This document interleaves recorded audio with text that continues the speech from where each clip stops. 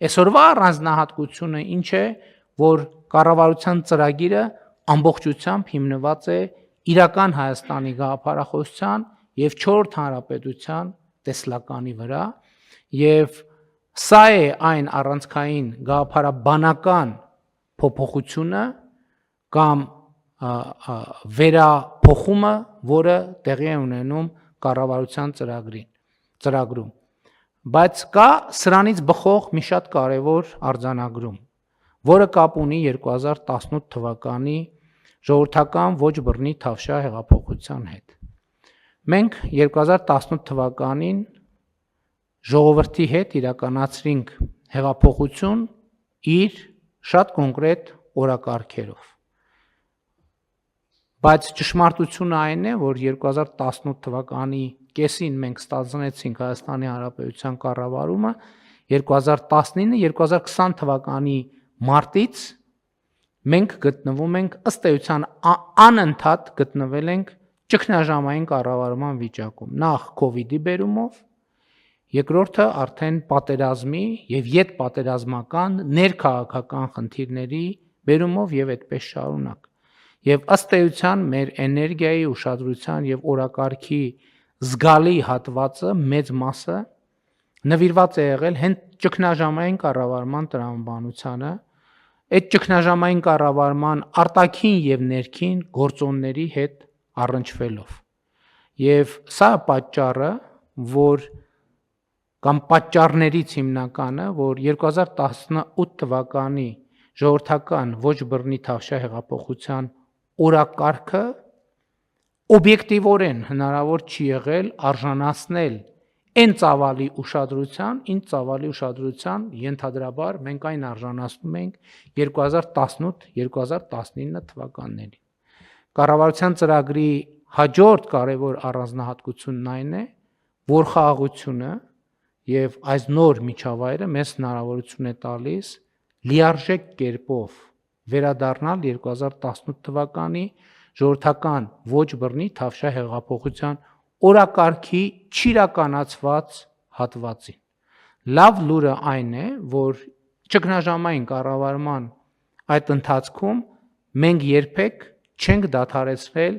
բարեփոխումների օրակարգի իրականացումը եւ ես հիմա ունեմ համոզվածություն եւ ընթացիկ process-ները դա ցույց են տալիս, որ ունենք անհրաժեշտ ինստիտուցիոնալ կարողություն, որպեսզի բնականon ձևով շարունակենք հեղափոխության օրակարգի իրականացումը։ Բայց ես նաև ուզում եմ ուշադրություն հրավիրել այն փաստի վրա, որ հեղափոխական օրակարգի իրականացումը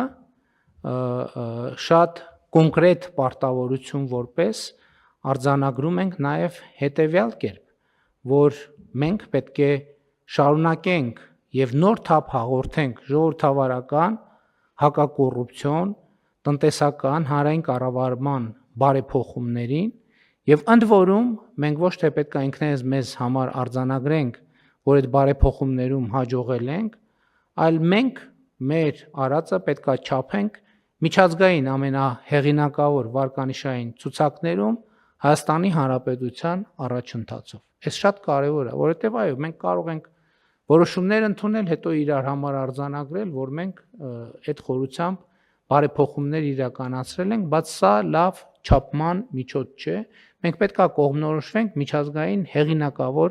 վարկանիշային ցուցակներով։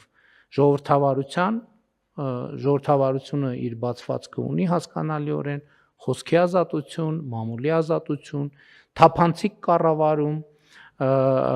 մասնակցային կառավարում,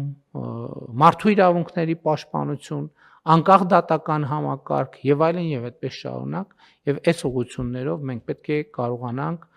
էական եւ տեսանելի առաջընթաց արձանագրել, որովհետեւ մենք տեսնում ենք, որ հեղափոխությունից հետո շատ լուրջ առաջընթացներ արձանագրելով կարևորագույն ուղղություններով մենք տեղ-տեղ որոշակի ստագնացիոն իրավիճակի մեջ ենք իմ նշած հանգամանքների բերումով, բայց հիմա այս նոր ժամանակաշրջանում մենք պետք է անպայման շարունակենք այն առաջընթացը, որը ինչ որ առումով դանդաղել կամ ընդհատվել է ճգնաժամային կառավարման բերումով։ Հաջորդ նրբությունը, որի վրա ես ուշադրություն եմ ուզում հրավիրել, իհարկե տեխնիկապես դա արտահայտել ենք մենք 3 նախարարությունների անվանման եւ գործառույթների փոփոխության մասին են նախագծով, որը ինչքան հասկացա այսօր էլ դեռ ազգային ժողովում գոնե միջև այս պահը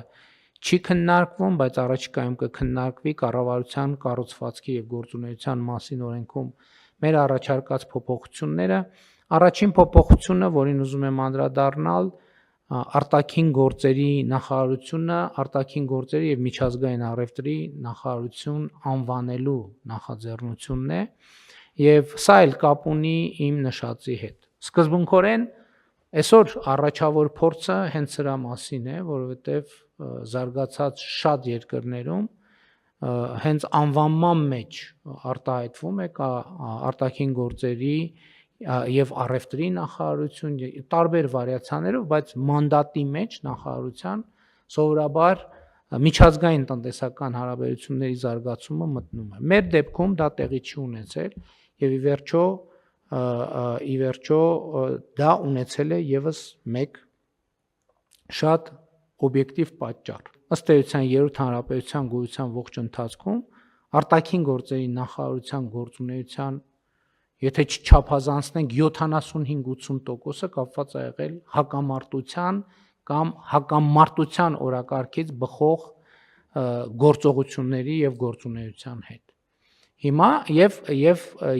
ըստ էության տնտեսական օրակարգերը, ասենք այդպեսի ըմբռնում եղել է, որ լավ կլինի, որ տնտեսական օրակարգերն էլ սպասարկենք մենք արտաքին հարաբերություններում, բայց դա այդքան էլ չի ստացվել, այդ թվում իմ նշած օբյեկտիվ պատճառով։ Հիմա մենք այս գործունեության այս ուղղությունը պետք է շատ ակտիվացնենք, մանավանդ որ լավ է մենք դեսպանատների բավականին լավ ցանց ունենք, իհարկե մեր օրակարգերին զուգահեռ այդ ցանցերը մենք զարգացնում ենք եւ կզարգացնենք, բայց տնտեսական գործունեությունը, միջազգային տնտեսական կապերը պետք է լինեն մեր դեսպանատների եւ ընդհանրապես մեր դիվանագիտական ծառայության ամենօրյա աշխատանքային օրակարգի մեջ։ Մենք իհարկե կաշխատենք եւ նաեւ առևտրային կցորդների ինստիտուտը կհասկանանք այս նոր համակարգի մեջ, որտեղ ենք տեղադրում եւ ինչ տրամաբանությամբ եւ ինչ մանդատով, բայց ընդհանուր առմամբ կարծում եմ սա կարեւոր հայեցակարգային փոփոխություն է, որի մասին խոսելու առիթներ նախկինում ունեցել ենք եւ առաջիկայում էլ կունենանք։ Հաջորդը, որի մասին ուզում եմ ասել, մենք բարձր տեխնոլոգիական արդյունաբերության նախարարությունը անվանում ենք, վերանվանում ենք, առաջարկում ենք վերանվանել բարձր տեխնոլոգիական արդյունաբերության եւ արհեստական բանականության նախարարություն։ Դրդապատճառները ակնհայտ են, որովհետեւ արհեստական բանականությունը արդեն ամենօրյա ռեժիմով մտնում է մեր իրականություն եւ մենք պետք է այդ իրականության հետ առնչվելու ինստիտուտներ ունենանք եւ մեր ընկալումը այն է, որ նախարարությունում կձևավորվի նաեւ արհեստական բանականության գրասենյակ, լավ լուրն այն է, որ արհեստական բանականության ենթակառուցվածքը այլևս մեզ համար նորությունների թողարկման մեջ գտնվող նյութ չէ եւ ընդամենը վերջին 1 տարվա ընթացքում մենք շատ լուրջ եւ էական զարգացումներ ենք արձանագրել, որովհետեւ մենք այսօր արդեն ունենք հանրապետությունում 3 սուպեր համակարգչային կենտրոն, որոնցից 2-ը արհեստական բանականության գործարաններ են բայց շարունակությունը ավելի կարևոր է։ Այն մտադրությունները եւ ծրագրերը, որոնք արդեն հաստատել են ներդրողները մեզ հետ կառավարության հետ եւ նախարարության հետ, դա մեզ ստիպում է մտածել, որ մենք այս ոլորտում հատկապես մեր աշխատանքի տեմպը եւ ծավալները պետք է փոխենք։